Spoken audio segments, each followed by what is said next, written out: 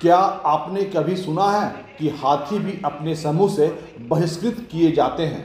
जी हाँ, यह सच्चाई है। हजारीबाग के दारू प्रखंड में पिछले 2 दिनों से एक हाथी का उत्पात देखने को मिल रहा है। यह हाथी कभी इचाक तो कभी दारू तो कभी किसी दूसरे गांव में नजर आ रहा है। दरअसल यह बिछड़ा हुआ हाथी नहीं है, बल्कि समूह से बहिष्कृत हाथी है। जंगली जानवरों पर शोध करने वाले मुरारी सिंह भी बताते हैं कि वयस्क हाथी कभी भी समूह से बिछड़ता नहीं है। अभी जो हाथी तबाही मचा रहा है वो वयस्क है और उसके 2 बड़े बड़े दांत भी है। हाथियों का समूह को आप विकसित समूह कह सकते हैं। अभी जो हालिया रिसर्च आया है उसमें बताया गया कि हाथी एक दूसरे को नाम से बुलाते हैं।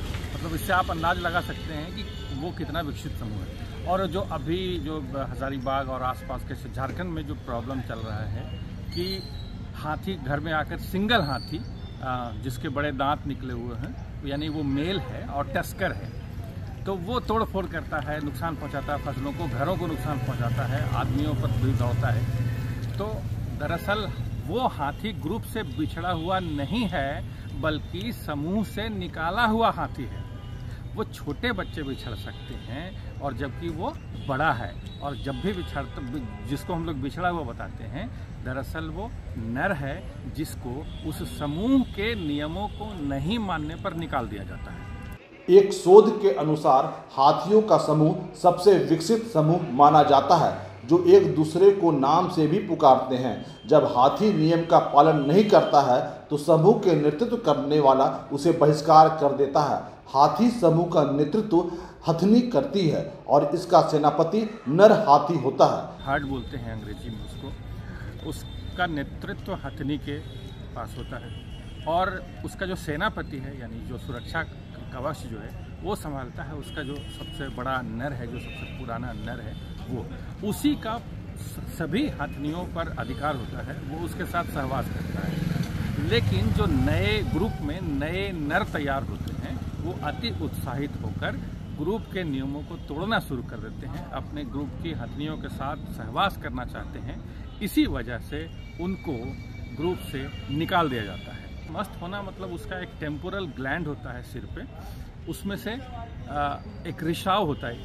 वो जब रिसाव होने लगता है तो वो चिड़चिड़ा हो जाएगा। उस समय उसको काफ़ी तकलीफ होती है, तो उस समय वो अपने ग्रुप की बात नहीं मानता, अपने समूह की बात नहीं मानता, विद्रोही हो जाता है और अक्सर उस समय उसको निकाल दिया जाता है। और दरअसल हाथी के सर और कान के बीच में एक ग्रंथि होता है।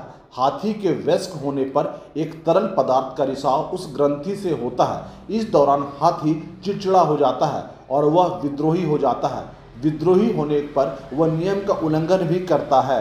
वन विभाग के भी पदाधिकारी बताते हैं जो हाथी हजारीबाग में तबाही मचा रहा है वह बहिष्कृत हाथी है।